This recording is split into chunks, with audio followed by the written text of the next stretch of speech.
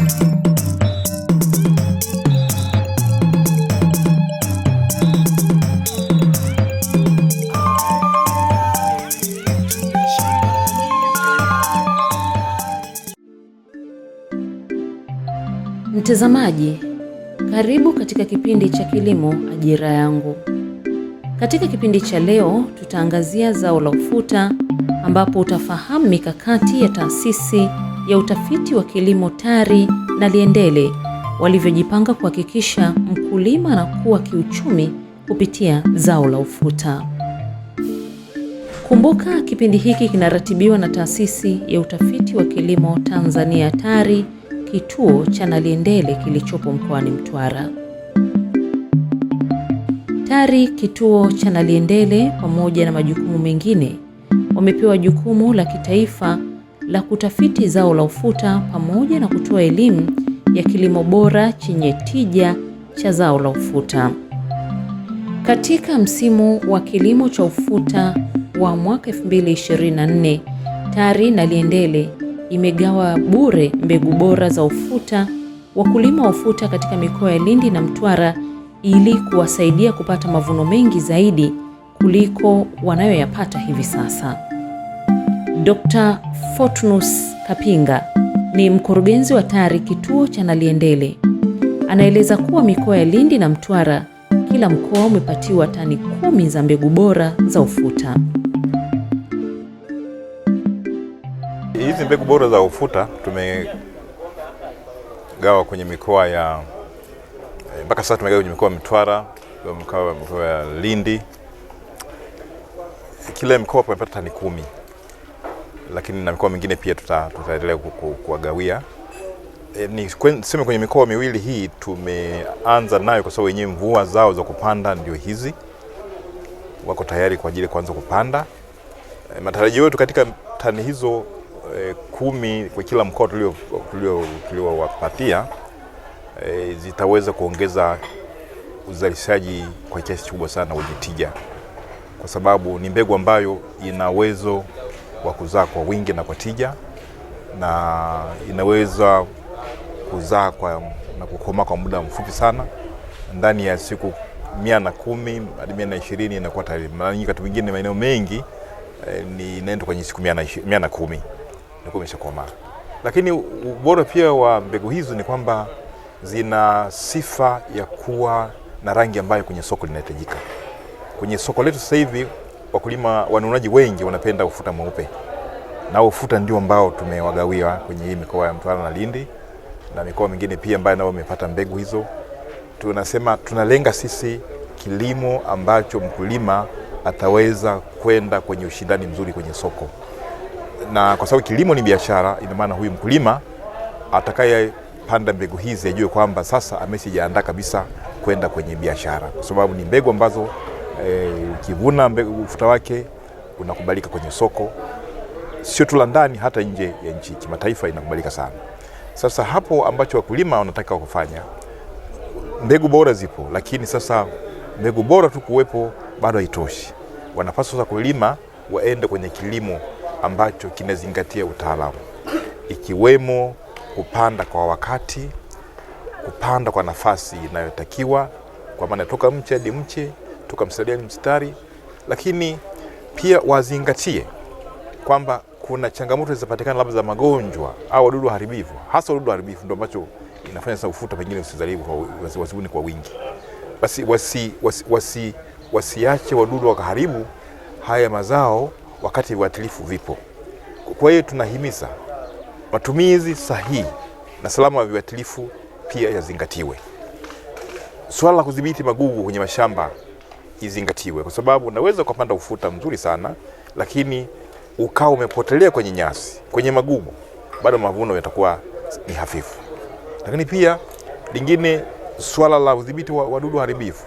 Mara wakishapanda, ikishaanza kuota tu, wakisha kwamba wanadhibiti wadudu haribifu kadiri pale ambavyo itakuwa inalazimika.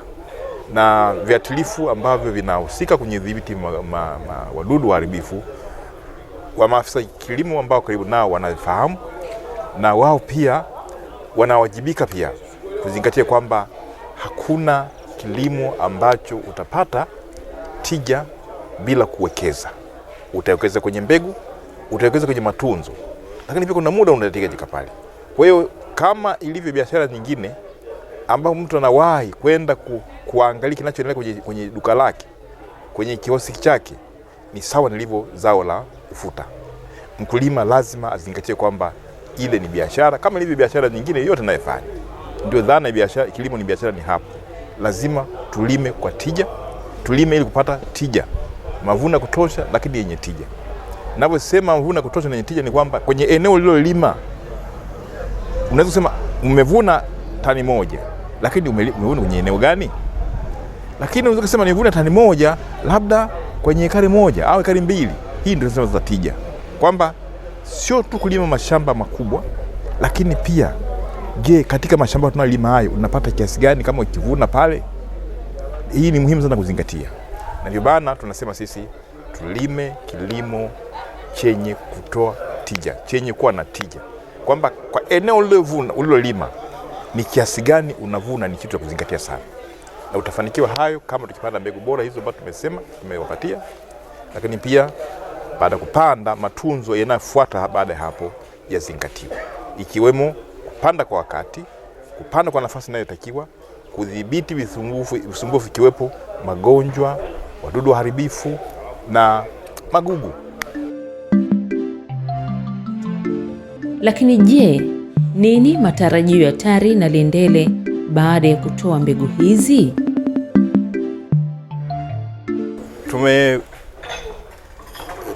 Tumegawa tani 10 mkoa wa Lindi, tani 10 mkoa wa Mtwara za mbegu bora za ufuta.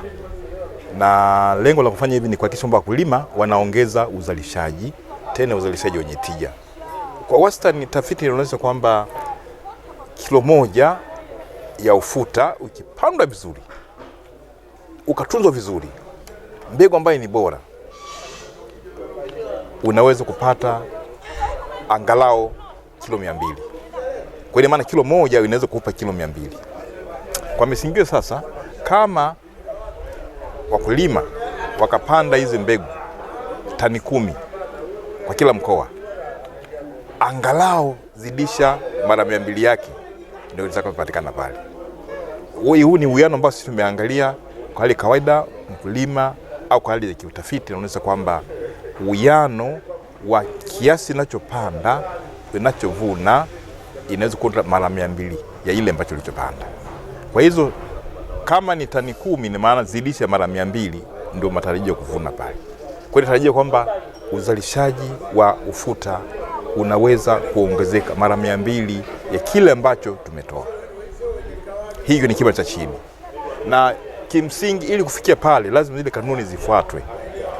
Kupanda kwa wakati, kupanda kwa nafasi inayotakiwa, toka mche hadi mche au mstari hadi mstari, dhibiti wadudu waharibifu, dhibiti magugu, lakini pia vuna kwa wakati.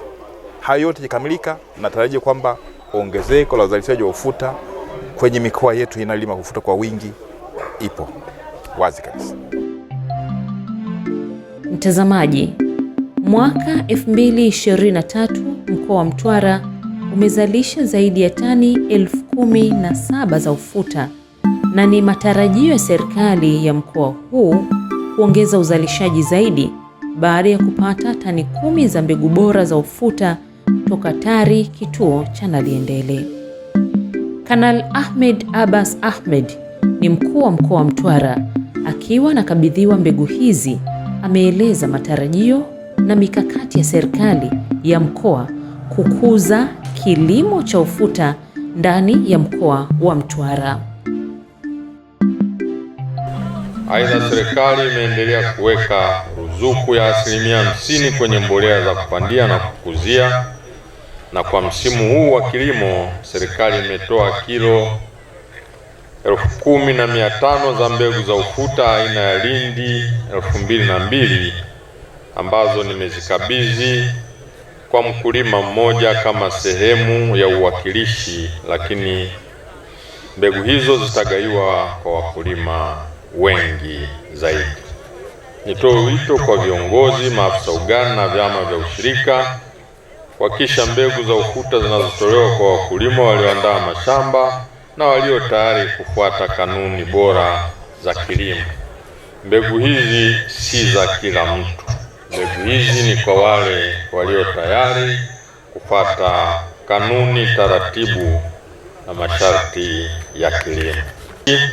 Mkoa pia umedhamiria kuongeza uzalishaji wenye tija kwa mazao ya kipaumbele ikiwemo korosho, ufuta, mbaazi, karanga, alizeti, choroko, soya na mazao yote ya jamii ya mikunde.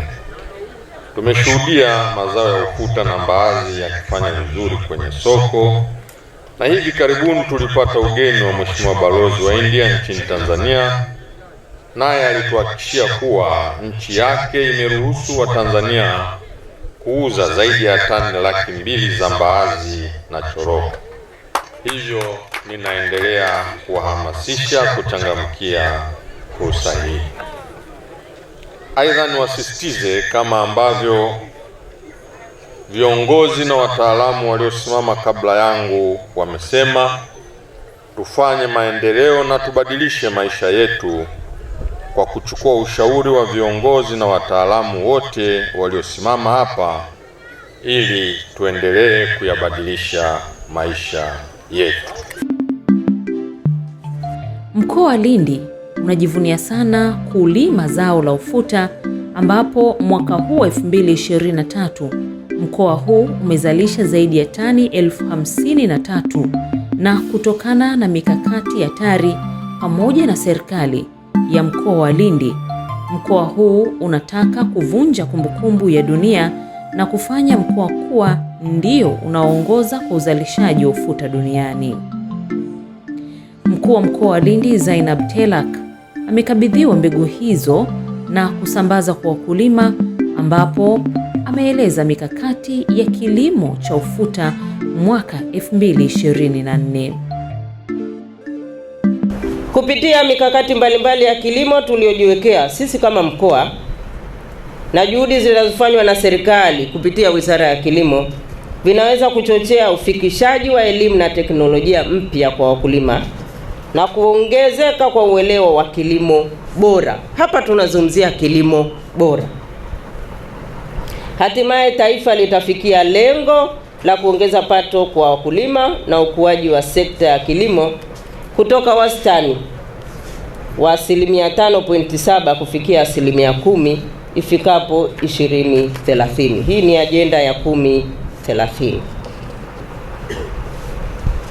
Kwa hiyo katika kuendeleza nia nzuri ya serikali ya kujenga uchumi imara, bajeti ya mwaka 2023-2024 kama nilivyosema, imejikita zaidi katika kuvutia uwekezaji mkubwa kwenye sekta ya viwanda vitakavyotumia malighafi zinazotokana na kilimo.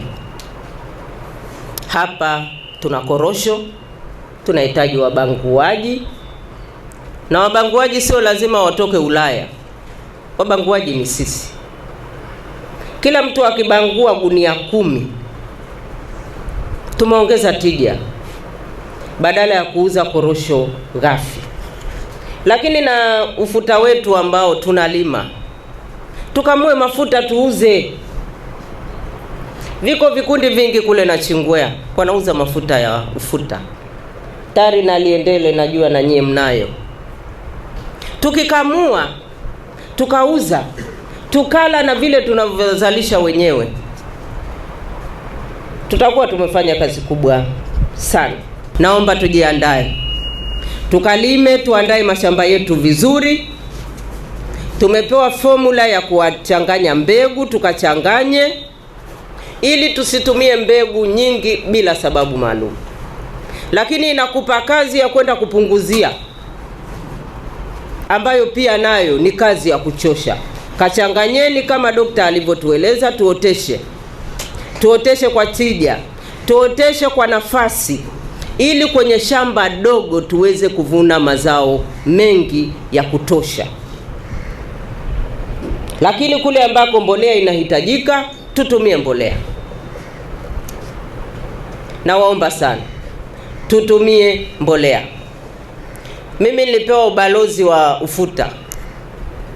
Kwa hiyo jukumu langu mimi ni kunadi ufuta. Kuna mtu aliniambia sifa ya ufuta wa Lindi ni kwamba hata ukikaa mwaka mmoja ukikamua bado una mafuta ya kutosha, na ndio maana watu wanaukimbilia ufuta wetu. Tukaulime kwa wingi, tuutunze vizuri. Ukianza kuota tuanze kupiga dawa, tuondoe wadudu ambao wanaweza kuushambulia mapema. Ukishakuwa umeondoka, si ndio wakulima? Tuwahi mapema.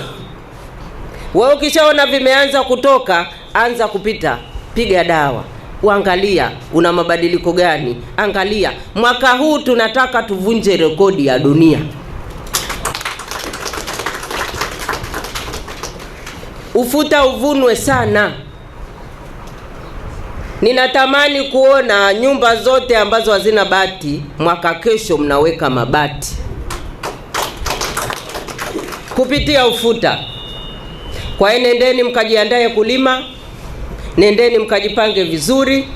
Lakini maafisa kilimo wetu, kwa kweli hatutatamani kusikia mkulima anahangaika. Nyinyi ndio mtuambie eneo fulani kuna changamoto hii, nendeni mkasimamie. Kikao cha mwisho niliambiwa maafisa kilimo hawaonekani. Tulizungumza Nyangao tukakubaliana, tutawapima kwa ufanisi wa wakulima wenu.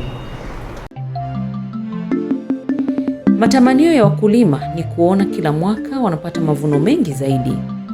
Kitendo cha kupewa mbegu bure kimewapa hamasa ya kufanya vizuri zaidi katika kilimo.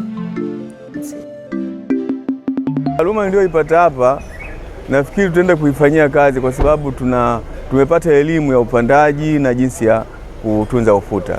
Kwa mimi binafsi nimefarijika sana kwa ajili ya kuanza msimu ujao wa kilimo. Matarajio yangu kutoka hapa nitalima kisasa, kwa sababu ilikuwa nalima tu bila kuangalia upandaji sijui nini, lakini sasa nitalima ekari kulingana na elimu niliyoipata na kiasi cha mbegu cha kutumia. Kwa hiyo natarajia kuongeza uzalishaji kutokana na jinsi nitakavyolima.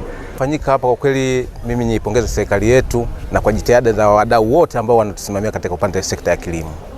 Kwa kweli hili swala tumefarijika sana kadri tulivyolipokea kwa siku ya leo katika uzinduzi huu, kwa sababu ni swala ambalo sisi wakulima tunapata changamoto sana, hususan katika masuala ya utumiaji wa mbegu. Mbegu tunazotumia sio rasmi, tunatumia mbegu zile za kijadi.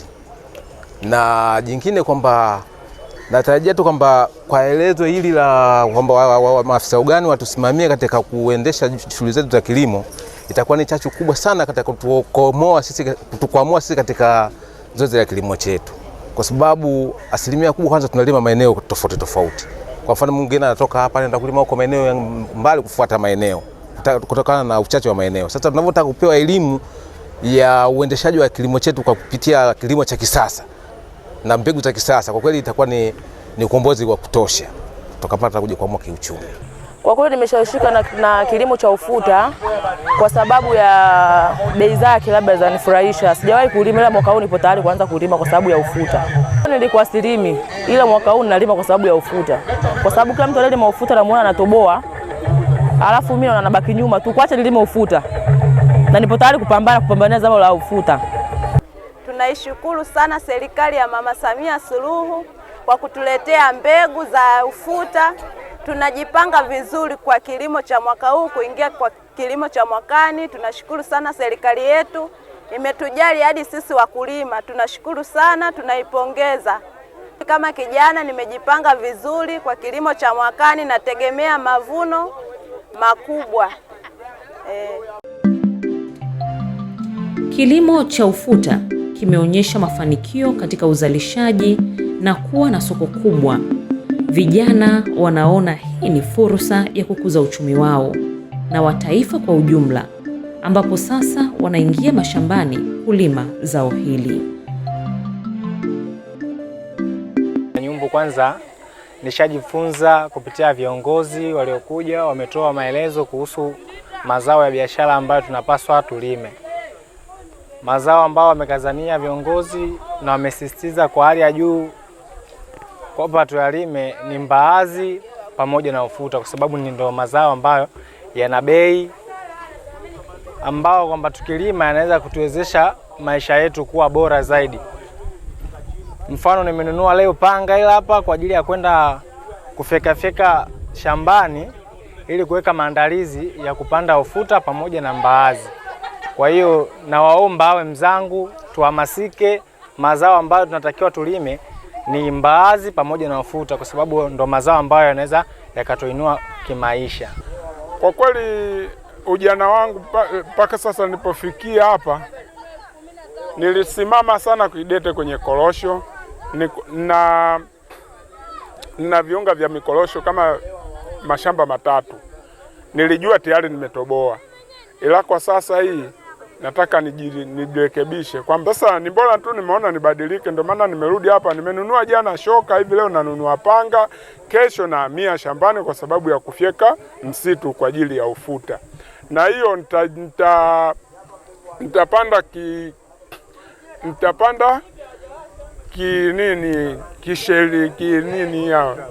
kitaalamu kwa sababu nifanikiwe mazao.